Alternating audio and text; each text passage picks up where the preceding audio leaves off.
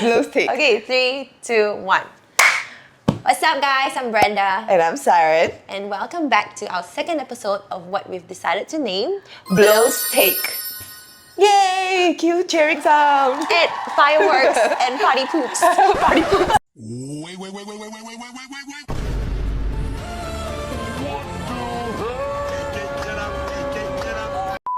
Party poopers is like dumping the party. Party poppers. It doesn't go. Sorry. Obviously, we're both pooped today.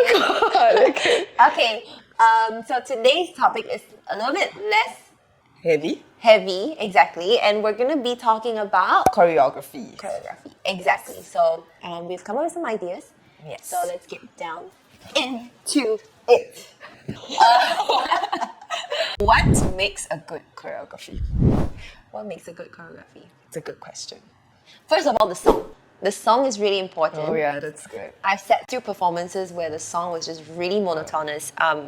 Not a lot of accents going on. It's very repetitive. When a song is too repetitive, I feel like it doesn't give the choreographer a chance to add different dynamics, different moods Yeah. into the Yeah, show, yeah. into the performance, and that makes a choreography quite flat. Yes. Yeah. Adding to it, I think choreography needs to have a variation in mood. Yeah, like some parts needs to be fast, some part needs to be a bit more slow, some part needs to be a bit more flavorful. So it needs to have a good contrast of both. I think it just cannot be one line all the way. Yeah.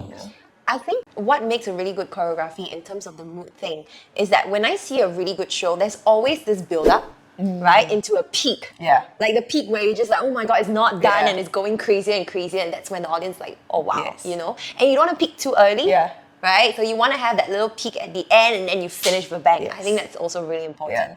Yeah. Of course, you don't start boring. Yes, right? exactly. That's what I was gonna say. If it goes on like too boring for too long, by that point everybody is really disengaged. Yeah. Yeah. Song with accents. So for me personally, when I pick a song to choreograph to, especially when I know it's going to be for a show, I make sure that it's accent full.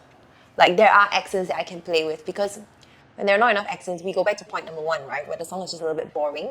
And yeah. I'm also going to add to Siren's point about having different moods in a routine. For me, one thing that also makes a routine really strong is when it has different contrasts. Like there are contrasting parts of a routine. So for example, if I were to see a routine with like an overwhelming amount of stunts, for me, that's just like, Yeah. it's not going to be a good routine, because if your strength is just stun, you know, by the 10th stun, if it doesn't get better and better and you're like flying in the air by now, I'm just going to be like, oh, Yeah. okay. So having a contrast in the moves and understanding how much of what element to input, for me, is really important in a good routine. Yeah. Yeah. Yeah. And going off of that point, I think the stunts should kind of just be like an icing on the cake. It shouldn't be the whole cake, you know what I mean? If it fits the music, like you often see a lot of choreos where people throw in stunts when they don't really know what to do with the music. They throw in the stunt, but it doesn't particularly do anything for the choreo, so it's not really there for any intention. So that is for me quite important, I think, to listen to the music well and figure out what moves go together with that segment of music, rather than just Squeezing squeezing something in just for the sake. Yeah, of completing the routine, Yeah. right? I just thought of another point which I think might be quite interesting.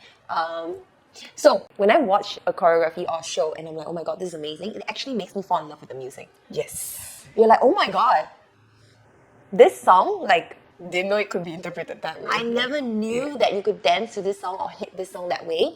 It might have been a song that I've heard like 100 times, Yeah. like a very typical song.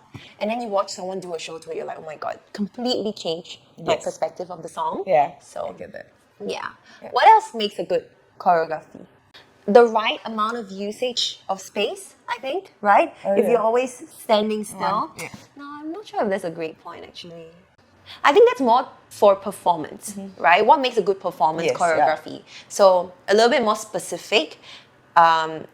I think if it's a show, you need to make use of the space, Yes. right? If it's a dance video, Yeah. which we do it every day now. It's an everyday thing. It's fine to stay on the spot because then we're more like movement focused. Yeah. But from a show point of view, if you're performing like on a stage to like hundreds of people, you want to use the entire stage. Yeah. Otherwise, it's not going to be a good show. Yeah. Right? Yeah.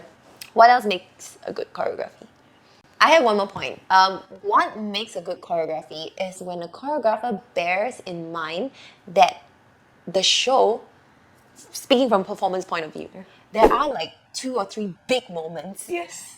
where you know the audience gonna Yes. cheer. Yes, go crazy for. Yeah. And then you leave out like time for audience to cheer, right? It could be a Yes. very serious, crazy routine, and then at one point you do something very cheeky, and you know the audience is gonna cheer, or like you do only 1 or 2 stunts, but they're out of this world. Yes. Right? Those are like big cheering Yeah. points, which really helps with the energy of the crowd, and they're very surprising, very surprise element. Yeah. Those big breaks, big parts where you know the audience are gonna cheer makes a good routine. Yeah. Yeah. It's true. Right? Yeah. I think that pretty much sums it up. Yeah. I have a question for you. What is one of your most favorite choreo you have done? The best, you can only pick one. This is really difficult. It's between 2. I'm just gonna say on the 2 because you guys are gonna be curious, right? So it's The Pursuit or Welcome to the Party, and they're so different. If I had put a knife to my throat, had to pick one, it would be Welcome to the Party. You're gonna ask why? Of course, why? Are you gonna leave us hanging? I want to explain for both though. Okay, so for The Pursuit, which is, if you guys don't know, it's the red skirt one, link below.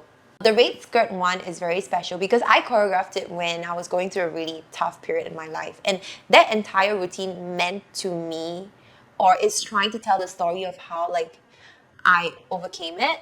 And like there are very intense moves that I've introduced because the song was also really intense. So if you see the entire show, right, the start is quite like merry and fine and just a show, but then it gets really intense and like this, you can almost tell there's a struggle.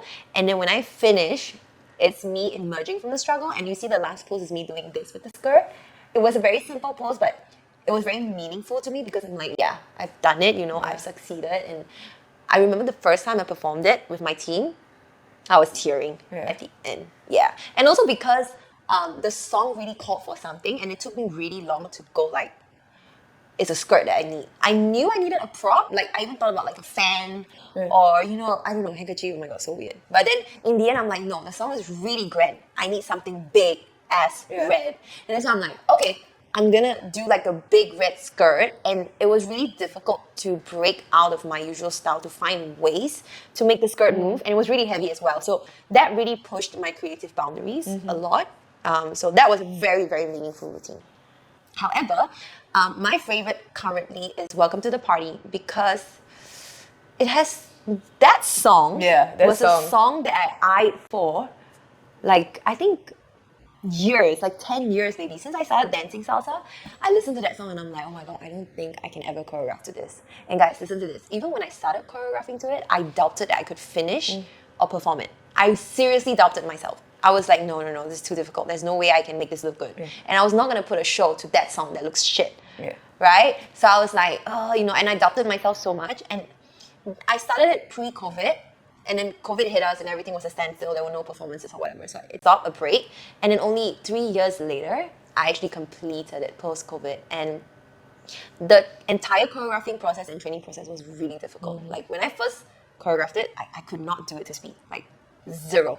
It took hundreds of hours of practice to be able to get there. And that was the show that made me feel like, okay, I don't need to prove myself anymore. Because I know how hard I worked for it. It's just that masterpiece. I can call it a masterpiece because that was, just the hours I put into it and like changing it again and again until I was happy and, and I have very high expectations of myself. So that was a masterpiece. I'm so proud to perform it like every single time because I can go like, talk to the piece. So that was mine. What is your favorite routine? That I have watched. But you haven't choreographed much, right? Okay, what is your favorite routine that you've performed? Salsa or bachata? Or Indian dance? Whichever. Because she has a long background of Indian dance. Wow, that is and why? So different. Okay, so for Indian dance, it's more feeling based. So I did a solo a couple of years ago, but that was for me very emotional because again, the process took very long. It was a very hard process. And the whole concept behind the show was just my journey of how I found myself through dance since starting when I was 8 years old. But yeah, so it was a very emotional, long process. And then when I finally finished it, I felt such a sense of accomplishment that it was really, it felt really great. For salsa or bachata? For bachata, I mean, yeah, both. I think my favorite performance That you've done. that I've done, I think it's Welcome to the Party. Oh, yeah? I think it's Welcome to the Party at Jeju on the big beach stage. That was Wow, amazing. that was good. That was really nice. I concur. Yes. The most amazing stage that I performed on is in Jeju. Yeah. Because it was this huge stage by the beach. And just the Energy is grandeur of it was just Yeah. of another level. Yeah, go and watch the video, guys. We're going to link it here.